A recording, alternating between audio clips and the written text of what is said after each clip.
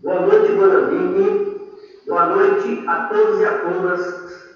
Queria, de forma especial, transmitir meus parabéns para a professora Marli, do Colégio Josefina. Parabéns, saúde e proteção para você, minha amiga. É importante destacar que o pessoal chama live do Latina, mas aqui na praia tem uma roda de conversa com amigos e companheiros de muitos anos de vida. Nós vamos falar hoje sobre o SUS e o fortalecimento do ponto de vista local, a importância que tem a questão da saúde humana. Boa noite, Latinha. Quero inicialmente cumprimentá-lo por essa iniciativa de você estar abordando um tema tão importante. E aí, essa situação de discutir o SUS, está com som agora, Paulo? Tranquilo, tá ótimo. Tá ótimo, Rui. Tá ótimo. Sim, sim. Pode falar. Tá ok. Então, vamos lá.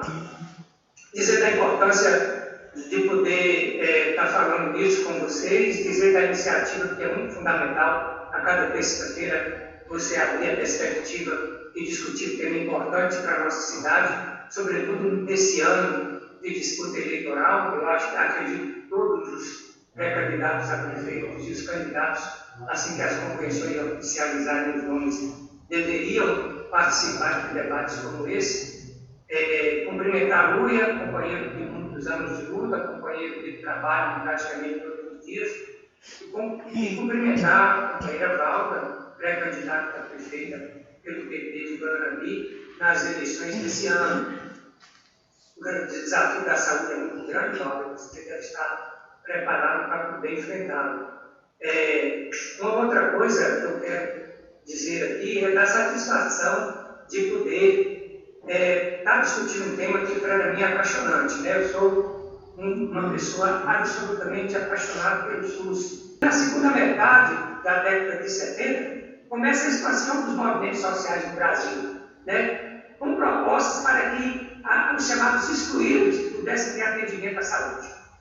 Isso ganha força, né? Até que chega já em meados aí da década de 70 mais fortemente, a chamada reforma sanitária, onde se lutava pela universalização do direito à saúde, pela integralização das ações de saúde, para inverter a entrada no sistema de saúde, não as pessoas irem para o sistema de saúde quando estavam doentes, mas irem também quando estavam saudáveis, para que pudessem fazer exatamente as medidas preventivas, os trabalhos preventivos.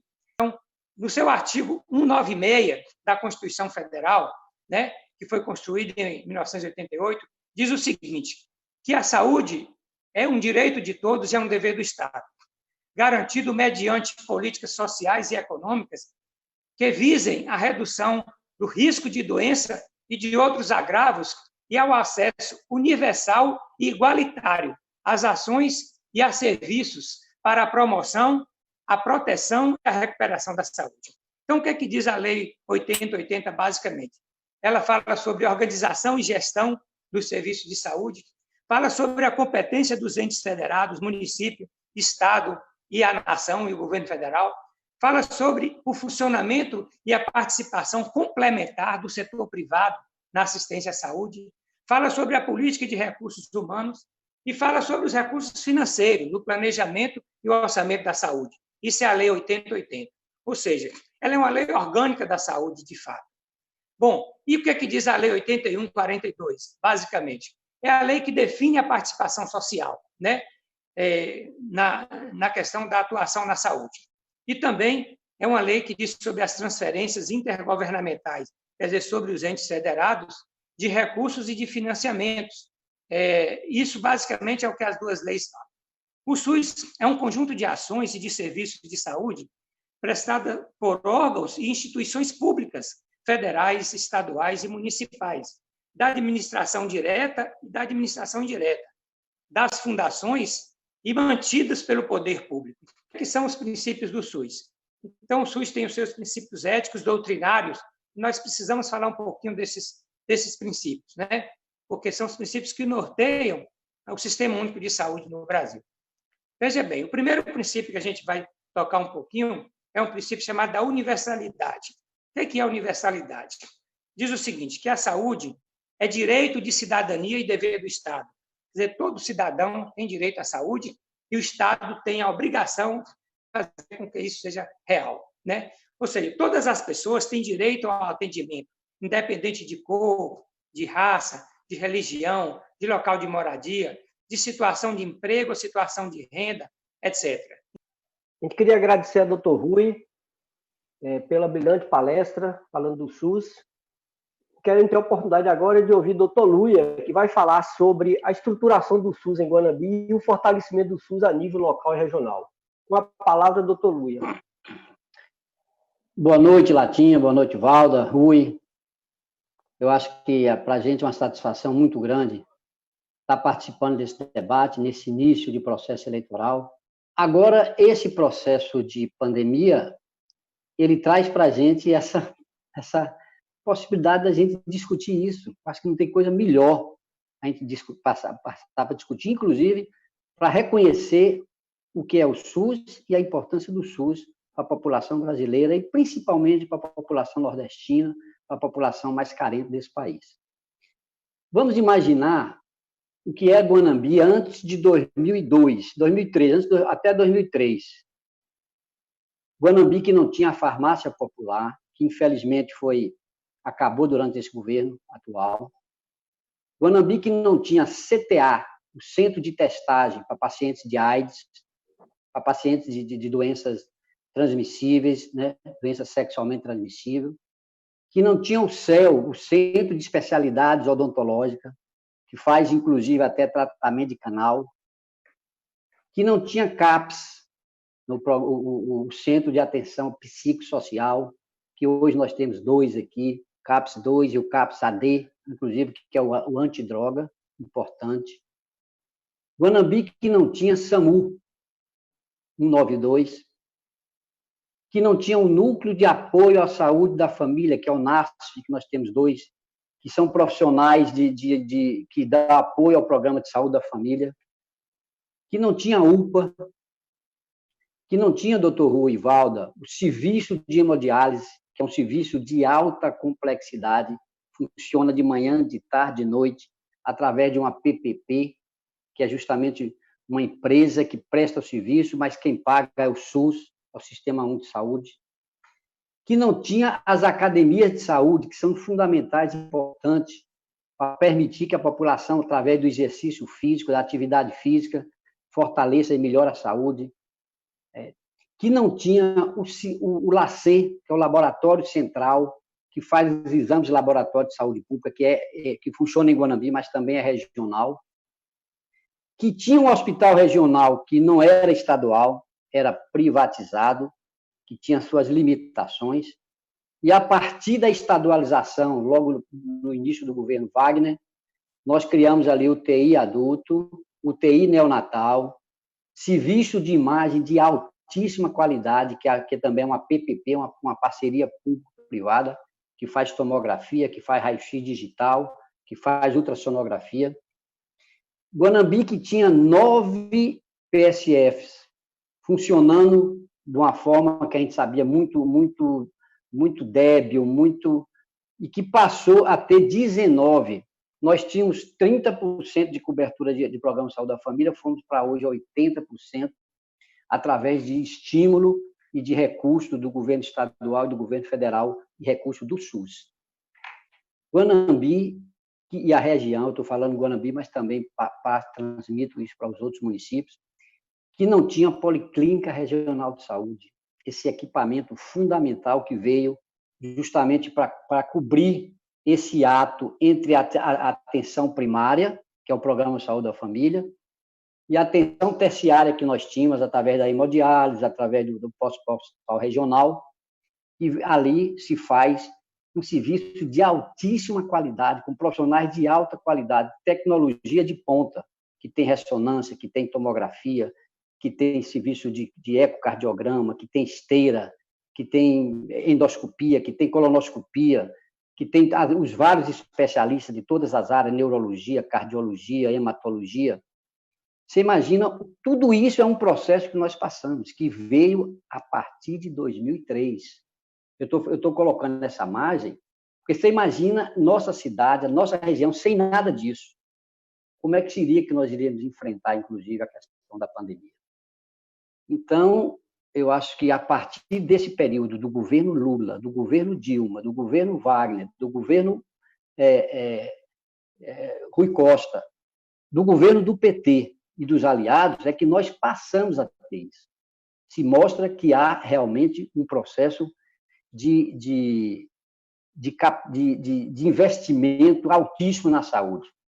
Nós tivemos os condicionantes da saúde, que o doutor Rui falou muito bem aí, a importância que é a saúde pública, você garantir alimentação, o Bolsa Família, o programa Fome Zero veio também nesse sentido, o programa Água para Todos, com as cisternas, aquele primeiro programa que 1 milhão de cisternas, que garantindo água nas comunidades rurais, principalmente, luz para todos, fundamental, o programa de esgotamento sanitário nas grandes cidades, que Guanambi hoje tem 60% graças a esses investimentos, moradia, programa Minha Casa Minha Vida, um programa que veio também para ficar, infelizmente esse governo está desativando também esse programa.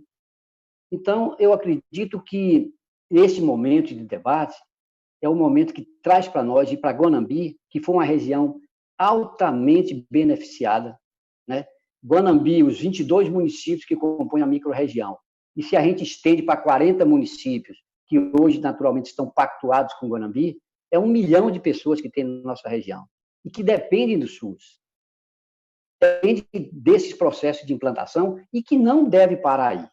Como é que estamos, para onde é que podemos chegar, e aí o Sistema Único de Saúde, agora sim, essa bandeira, eu tenho certeza que não vão conseguir desmontar como esse governo está implantando, e que o município tem um papel fundamental para garantir isso aí. Muito obrigado, estamos aqui à disposição. Queria agradecer a doutor Luia, aqui em Guanambi, dos PSFs, e o papel dos agentes de endemias e os agentes comunitários de saúde. Essa aí é a voz de quem realmente conhece, porque andou de casa em casa e continua ainda na luta em defesa do SUS. Com a palavra, a nossa companheira Valda. Que acredita que a sociedade ela precisa ter a sua melhora a cada dia, e essa melhora ela precisa ser em torno de todos e não apenas de uma pequena parcela. Bom, dito isso, voltando aqui, como Lata já disse, Lata, boa noite, viu? Muito obrigada pela oportunidade. É um momento ímpar para nós, para a nossa sociedade, para o nosso povo. E como uma pessoa que vem, e uma trabalhadora que vem defendendo o SUS e que vem trabalhando dentro do SUS, porque o agente de saúde, o agente de endemia faz parte, inclusive, dentro do contexto SUS, somos colocados como trabalhadores específicos e exclusivos do SUS, e isso pela sua característica e pela sua formação e pela sua condição de retorno também que dá o SUS. Uma dos critérios que são mais utilizados por essa categoria, que é a minha categoria aí em 29 anos de agente comunitário, é ver essa transformação, como o doutor Rui Luia falou muito bem, o olhar diferenciado para uma população, diferenciando a sua condição de ser humano, diferenciando a sua condição de vida, diferenciando a sua condição de ambiente. Porque a saúde, como foi colocado também, ela não é apenas um contexto de não estar doente, mas é o coletivo do seu ambiente onde você vive. E como você vive, na qualidade e condição que você vive e o que te cerca para você estar bem. Então, saúde passou realmente ultrapassamos essa ideia de que não estar com dor é saúde. Na verdade, saúde é todo o seu bem-estar físico, mental, psicológico e emocional. Aqui em Guanambi, em especial, nós temos aí hoje, da primeira etapa, foi 64, já tem alguns aposentados, depois vieram outras etapas, que vieram outras seleções, e hoje nós estamos aqui em torno de 156 agentes ainda em atuação. Existem agentes veteranos como eu, mas também existe aí os considerados novatos que foi da última etapa. Entretanto, ainda temos fragilidade em relação à quantidade de famílias serem assistidas. Por quê? Porque Guanambi cresceu e o número populacional de Guanambi hoje, ele requer a necessidade que nós tenhamos um pouco mais de agente comunitário de saúde e também agente de combate às endemias. Cada um tem um trabalho específico, cada um na sua área, os dois se complementam. E não pode de forma nenhuma deixar que uma família, principalmente nas condições que estamos vivendo, sem a atuação de um profissional, que é esse profissional chamado linha de frente também, e muito que especial, que descobre a primeira condição do cidadão, do indivíduo, quanto doente ou saúde. Então, eles podem estar com problemas, que está dentro de casa. Quem é que faz essa investigação? Quem é que faz essa notificação? Quem é que apresenta isso para a Secretaria Municipal de Saúde, para que ela dê as condições, para que ela forme condições para cuidar dessa pessoa, desse indivíduo, dessa família e daquela área, para não ultrapassar aquela doença, ou aquela endemia, ou aquela pandemia, para contaminar o restante. Então, é esse profissional. E esse profissional, ele tem a necessidade da gente estar avançando em mais profissionais, para que possamos estar dando atendimento a mais famílias, a mais indivíduos, e com isso ajudando a minimizar e reduzir, inclusive, esse grande problema que estamos vivendo agora, que é a questão do Covid, que é a questão dessa pandemia. E nós temos hoje, doutor Rui e Luia, para vocês terem uma noção, e o companheiro Latinha. Hoje, em todo o Brasil, nós temos mais de 360 mil profissionais, agentes de saúde e agentes de endemias, e sem condição de trabalhos reais, que deveríamos estar na linha de frente, dia a dia, casa a casa, morador a morador, para estar ajudando a combater esse Covid. Infelizmente, por condições de segurança, que no mínimo aí, equipamentos de segurança, como a falta de um álcool gel, a falta de uma máscara, a falta de uma luva, faz uma grande diferença para a proteção. Ai de nós, menos favorecido quanto trato financeiro, se nós não tivéssemos um SUS da vida para a gente adentrar e ter a garantia de todas as condições, da mesma forma quem é assalariado tem, de quem tem 2 salários, 10, 20 salários, e daquele também que não tem nada, aquele morador, como a gente chama, morador de rua. Então, o SUS, ele é de igualdade para todos, olhando as suas diferenças e as suas condições. Então, assim, que viva o SUS, que viva a democracia do SUS, e nós temos a obrigação de defender esse sistema, que inclusive pelos Estados Unidos aqui, eu estava vendo uma reportagem essa semana e o tempo todo em relação a essa questão do que seria o Brasil se não tivesse o SUS, que as nossas mortes, infelizmente, as dores das nossas mortes seriam muito maiores. Uma consulta está colocando nos Estados Unidos hoje no valor mais ou menos de $1.000. O que isso responde? O que isso corresponde com a gente aqui? Será que a gente vai entender qual é esse valor se nós teríamos essa condição? Então, lá a maioria das pessoas morreram, não é?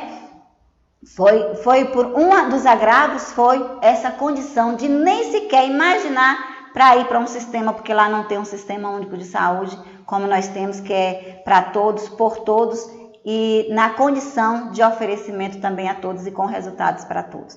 Então, aqui fico à disposição, muito obrigada, estamos aí. Eu queria agradecer aí a fala de Valda, doutor Rui e doutor Luia. Eu queria registrar aqui a... Vai ter os meus minutos, Latinha? Vai. Eu só queria agradecer aqui a presença do nosso amigo Afrânio Freitas, que está lá de Minas Gerais, Belo Horizonte, nos acompanhando.